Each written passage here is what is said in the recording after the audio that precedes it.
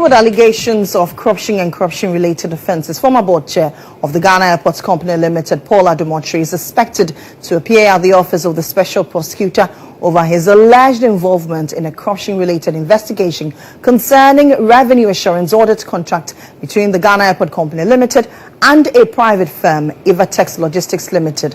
Confirming receipt of the summons, Paul Adom-Otchere said his lawyers had requested a rescheduling of the meeting. However, the OSP rejected the request and insisted on the original appointment date. Reacting on a Facebook post, Paul suggested that the insistence on the original date was part of a deliberate move to detain him.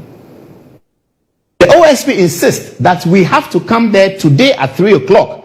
Every lawyer is telling me, look, they want you to come at 3 o'clock and then they will detain you, they may arrest you, they will say, go and bring this, they will say bail. And one lawyer told me that how much is the money involved in that? I said, there's no money involved. There's absolutely no money involved in it. There's no money at all involved. Airport has not paid a single money to anyone. Airport has not lost a single money. And the contract has been signed by the managing director. I asked Manasseh that when you saw the contract, did you see my signature? Did I witness? He said, no. I said, but if the managing director has signed the contract, the managing director has signed so many contracts with so many people that the board will not know about because it is within her threshold and that of management to do. Kisa Jabin says we cannot postpone it. We have to come to his office today. So we are going to his office today to see it, to listen to him and ask him these questions, and he will also ask us questions. Still on this issue, Paul Adom-Otchere, the former board chair of the Ghana Airport Company Limited, denies any involvement in the final approval or signing of the contract in question, said he only became aware that the said contract had been signed days before the 2024 general elections through investigative journalist Manasseh winning. They've had conversations with the managing director. They've had conversations with most of the managers. They've seen the board minutes. Manasseh has seen the board minutes. Letters that have been written about this issue from the company to the management. It is Manasseh who tells me. Manasseh sent me several questions. I've answered some. I'm still in the process of answering some. But now that the OSP seems to be looking at the same thing, then I'm assuming that perhaps they are working together, which is fine. There's no problem.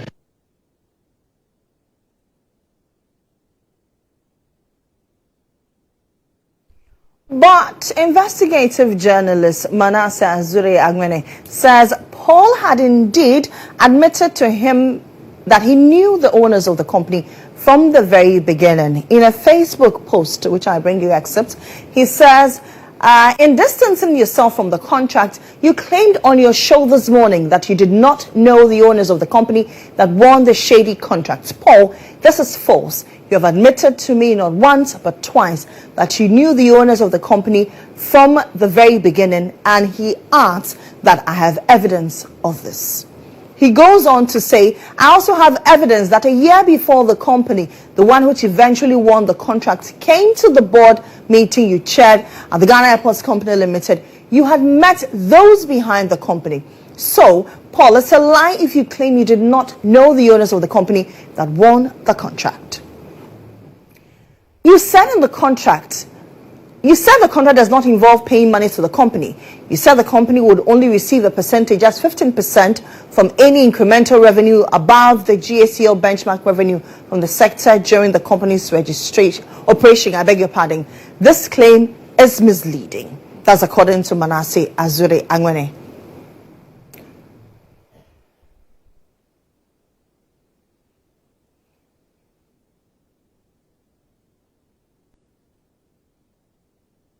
Let's now engage an anti-graft campaigner, Vitus Azim. Mr. Azim, good morning to you. Yeah, good morning. I trust you're doing well today. Yes, I'm doing well. In all of this, I know we're looking at allegations of corruption and corruption-related offenses, but how does a board chair become involved in procurement processes for which he's been cited? Has it been the practice in our system that we always find board chairs wanting in issues like this? Well, yes, it depends on the administration. If the contract was brought before the board for their approval, because sometimes, depending on the amount of money involved in the contract, it might require that the board chair or the board looks at it and approves or otherwise.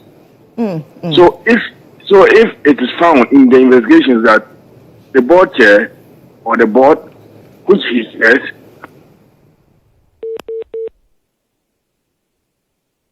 hello, Mr. Azim, are you there?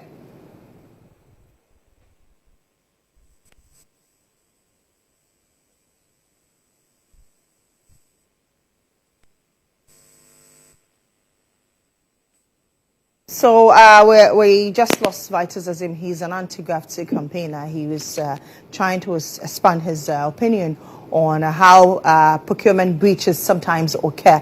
Mr. Azim, grateful to have you back. yes, you're welcome. Now, you're making a point, and I lost you momentarily. Yes, I'm saying that there is some institutions have a ceiling above which management cannot take a decision to award a contract without coming to the board for approval. It's just like the appointment of management staff, you have to come to the board for approval. So if in this case the contract was worth above the ceiling, there's nothing wrong with inviting the board chair to answer questions if they were not satisfied with what happened. In this instance, the former board chair, Paul Adom-Otchere, says it's only grounded in witch hunting. Well, I think that he should have patience and wait for the outcome of the investigations. After all, they have invited him for questioning. He has a responsibility to appear before the OSP and give his side of the story.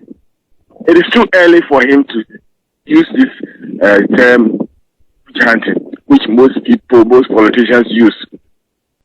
You look at the facts of the case, before you can determine that they are just coming after you because maybe you belong to a different party. What are the facts of the case? They'll put them to you, and it will be left to you to explain your side of the story. Now, many people have questioned how the OSP goes about its work and these corruption and corruption-related offences. For instance, Paul Adom-Otchere said his lawyers wrote, first off, that they said let's speak to the media, even prior to bringing it to him, bringing it to his knowledge, and even going to meet him today. Then secondly, he said his lawyer wrote to the OSP, the office, that we are unavailable, so can you postpone to a later date, which the OSP groundly refuted. Mr. Azim, can you hear me? Yes, I can hear you. Okay, so I'm asking, did you hear my question, sir?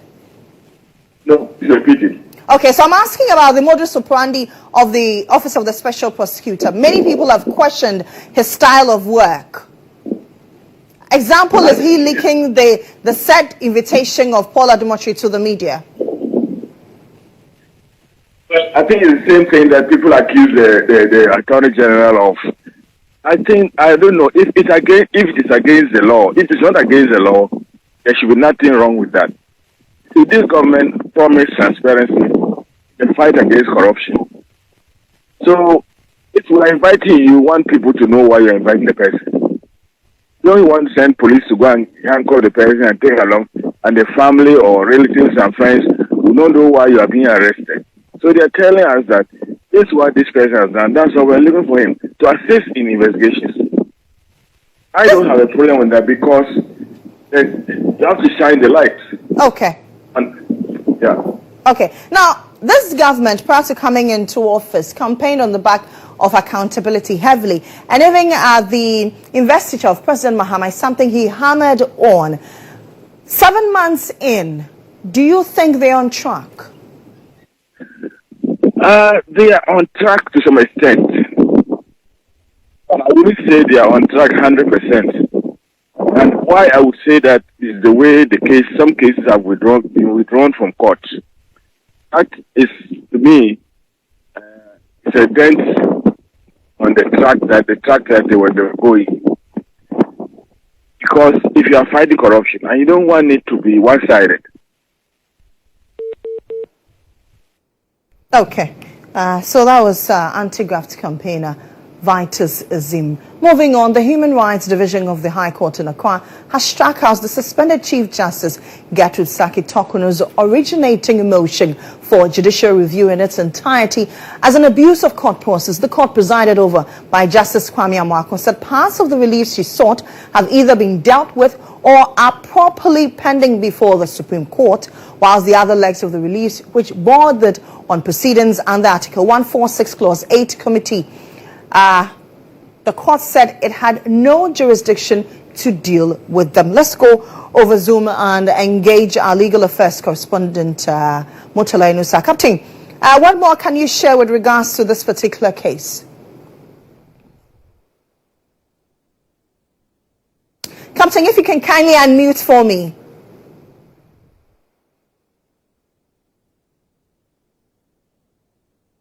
Hello, Captain.